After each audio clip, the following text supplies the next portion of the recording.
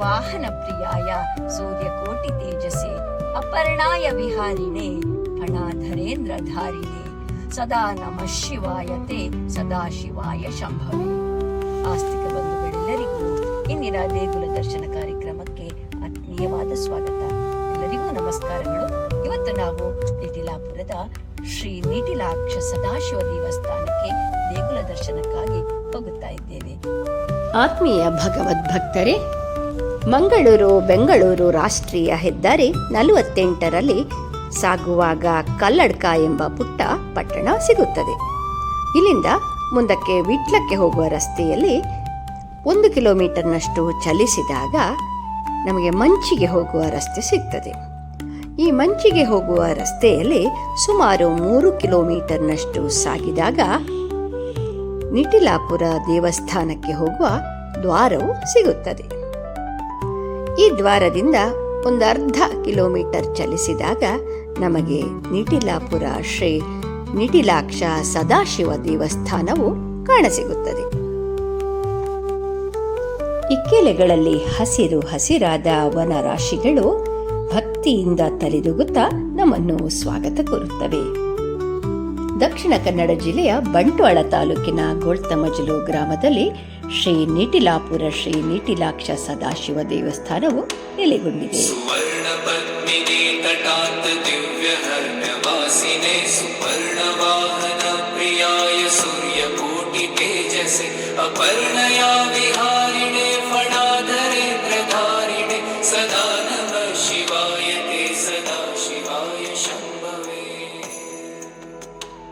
ಮೊಗರ್ನಾಡು ಸಾವಿರ ಸೀಮೆಯಡಿಯಲ್ಲಿ ಬರುವ ಈ ಪ್ರದೇಶದಲ್ಲಿ ಸ್ವಯಂಭೂವಾಗಿ ಆವಿರ್ಭವಿಸಿದ ಉದ್ಭವಲಿಂಗ ಶ್ರೀ ನಿಟಿಲಾಕ್ಷ ಸದಾಶಿವ ದೇವರು.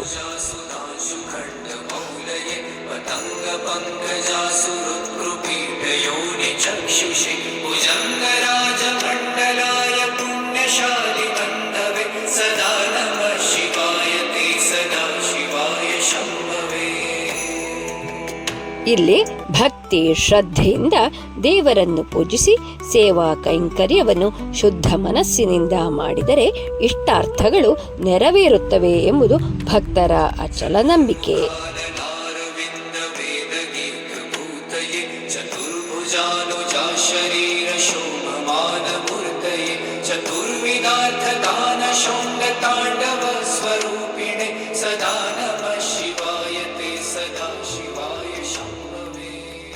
ಆರರಿಂದ 7 ಅಡಿ ಸುತ್ತಳತೆ ಹಾಗೂ 24ರಿಂದ 26 ಅಡಿ ಎತ್ತರದ ಈ ಸ್ವಯಂಭೂ ಲಿಂಗವು ಹುಣ್ಣಿಮೆಯಿಂದ ಅಮಾವಾಸ್ಯೆಗೆ ಬಿಳಿಯಿಂದ ನಸು ಕಂದು ಅಥವಾ ಮಾನವ ಮೈಬಣ್ಣಕ್ಕೆ ತಿರುಗುತ್ತದೆ ಎನ್ನುವುದು ಅಚ್ಚರಿ ಮೂಡಿಸುತ್ತದೆ. ರೈತನೊಬ್ಬ ಗದ್ದೆ ಉಳುತ್ತಿರುವ ಸಂದರ್ಭದಲ್ಲಿ ನೇಗಿಲಿಗೆ ಬಡಿದು ಲಿಂಗ ಗೋಚರಿಸಿಕೊಂಡಿತು. ಆಗ ಶಿರೋಭಾಗಕ್ಕೆ ತಾಗಿದ ಗಾಯವು ಅದರ ಗುರುತು ಈಗಲೂ ಇದೆ ಎನ್ನುತ್ತಾರೆ ಇಲ್ಲಿನ ಹಿರಿಯರು.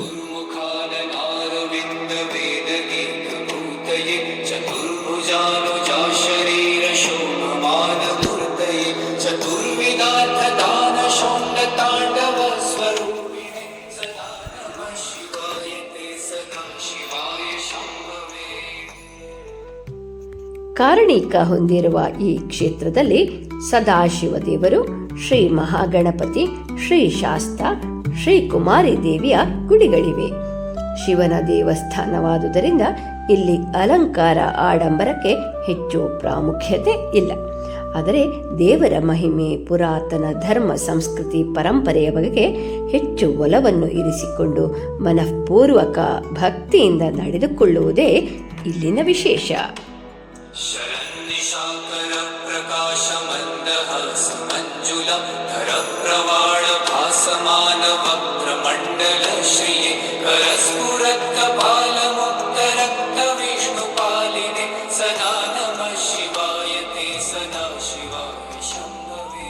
ಕ್ಷೇತ್ರದಲ್ಲಿ ಪದ್ಧತಿಯಂತೆ ತ್ರಿಕಾಲ ಪೂಜೆ ಪುನಸ್ಕಾರ ಸೇವೆಗಳು ನಡೆಯುತ್ತವೆ.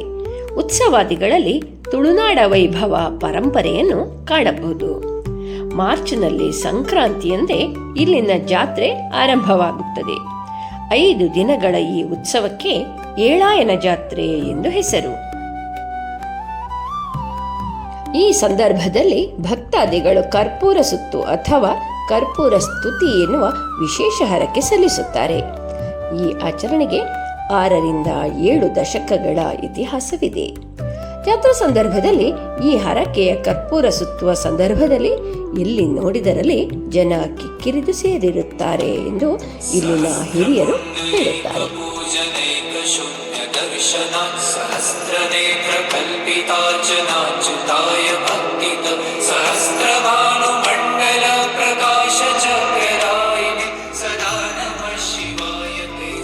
ಈ ದೇವಾಲಯದ ಇನ್ನೊಂದು ವಿಶೇಷ ಏನೆಂದರೆ ಜಾತ್ರೆ ಸಂದರ್ಭದಲ್ಲಿ 4ನೆಯ ದಿನ ನಡೆಯುವ ಉತ್ಸವದಲ್ಲಿ ಎಳೆಯುವ ರಥ ಒಂದೇ ಮರದ ಕಟ್ಟಿಗೆಯಿಂದ ನಿರ್ಮಾಣವಾಗಿದೆ.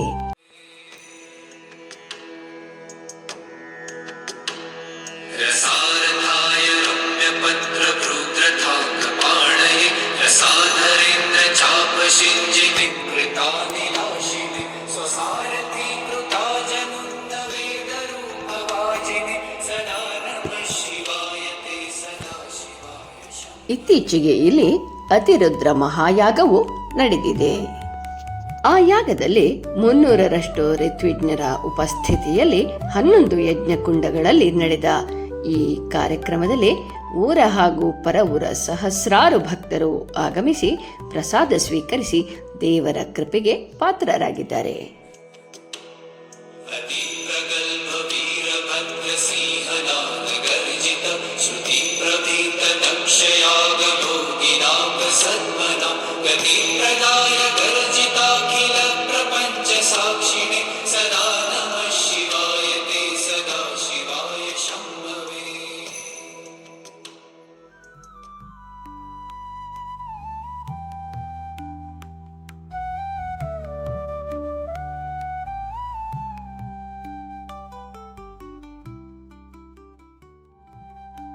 ಇಲ್ಲಿ ಆಡಂಬರಕ್ಕಿಂತ ಭಕ್ತಿಗೆ ಪ್ರಾಧಾನ್ಯತೆ. ಶಿವನೆಂದರೆ ಮಂಗಳಕರ, ಶಿವನೆಂದರೆ ಶುಭವನ್ನು ಉಂಟು ಮಾಡುವವನು, ಶಿವನೆಂದರೆ ನಂಬಿದವರ ಕೈ ಬಿಡದೆ ಇರುವವನು, ಅಂದರೆ ಅವನೇ ಸದಾಶಿವನು. ಇದು ಇಂದಿನ ದೇಗುಲ ದರ್ಶನ. ಮುಂದಿನ ದೇಗುಲ ದರ್ಶನದಲ್ಲಿ ಮತ್ತೆ ಭೇಟಿಯಾಗೋಣ. ಶ್ರೀ ಮಿಥಿಲಾಕ್ಷ ಸದಾಶಿವ ದೇವರು ಸರ್ವರನ್ನು ಪೊರೆಯಲಿ ಎಂದು ಪ್ರಾರ್ಥಿಸುತ್ತೇನೆ. ಓಂ ನಮಃ ಶಿವಾಯ.